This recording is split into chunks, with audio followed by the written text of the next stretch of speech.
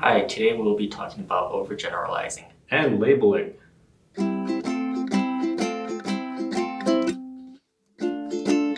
Overgeneralizing is a way of thinking where people incorrectly apply one situation to every situation in the future. When people overgeneralize, they reach conclusions about one event and apply that forever. The effects of overgeneralizing are people won't be able to reach their full potential. David D. Burns, a cognitive distortion researcher, shares the following anecdote on overgeneralization. A depressed salesman noticed bird dung in his car window and thought, "That's just my luck. The birds are always crapping on my window."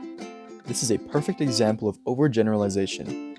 When I asked him about this experience, he admitted that in 20 years of traveling, he could not remember another time when he found bird dung on his car window. Overgeneralizing can make any negative experience as part of an inevitable pattern of mistakes. It will impact your daily life and limit yourself, keeping you from doing things that reach your potential.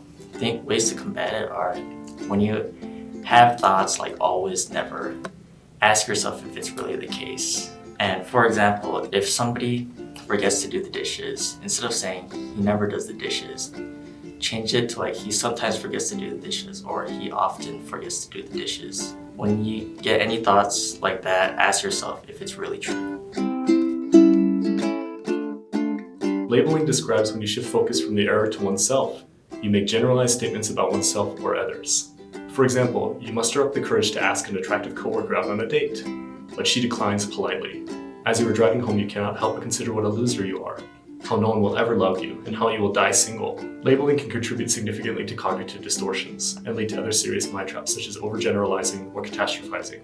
David D. Burns on overcoming labeling said, "Labeling yourself is not only self-defeating, it is irrational.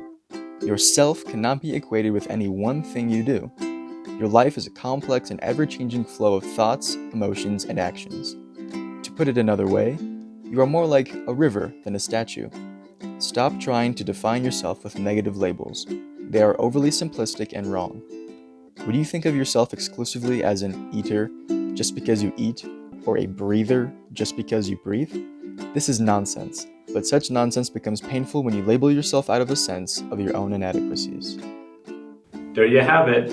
That was a description and how to counter overgeneralizing. And labeling. We hope that in the future you learn to recognize these cognitive distortions and use this recognition to become better.